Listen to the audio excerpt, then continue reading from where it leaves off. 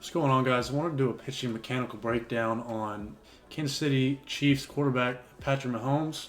With the Super Bowl going on right now, I thought it'd be interesting to see what he looked like as a pitcher back in high school. He was able to throw low 90s, so we're going to look at some things he does well. As we look at his drift phase right here, gets a pretty good drift, 3 or 4 inches at least, it looks like. You can use that light in the back there for a reference point. As he gets up to the top of his leg lift, he's getting a good 2, 3, 4 inches right there of drift. So really good drift to start the momentum down the mound. Then we look at his drop phase. Really good drop. So really good position to be in. Really strong. Kind of what we look for in our elite throwers is being able to hold this back leg tension and this vertical shin over the foot. Is a really good sign that we're holding good tension and producing a lot of force with our back leg. So really good drop right there.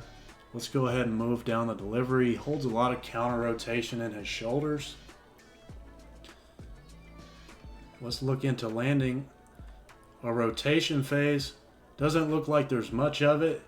What we're seeing right here is I want you to look at this back leg. So we've done a good job of holding the force, holding all that tension so we can unwind it and unravel down the mound. But actually what's happening is he's actually pushing that out. You can look at that back foot. Let's look at the back foot as we go down through his delivery. Stays connected well, but at some point before we get into landing, we've got to turn that thing over. We want to see that back kneecap kind of turn down towards the ground. And that's going to tell us that we're rotating the hips. And so what's happening here is we're actually just pushing instead of rotating. We're pushing. So that's not allowing us to be able to rotate our hips and create that hip-shoulder separation, which is where all of our velocity is going to come from. So we're losing that right here. As you can see, there's kind of an inward buckle right here of that back leg, that angle. That's just a telltale sign that we're actually just pushing instead of rotating, which is losing all of our hip-shoulder separation. As you can see, you can look at our back hip right here and our shoulder. We're really just moving together. So we're not creating any hip-shoulder separation as we get here. Hip and the shoulder are just moving together. So then let's move on to our block phase. Looking at our front leg, he's able to absorb a little bit of that force that he's produced, but not quite all of it. It's a lot of force. If you're pushing from that back leg, you're asking a lot of that lead leg to be able to block all the energy and transfer it up the chain. Instead of rotating, funneling the hips,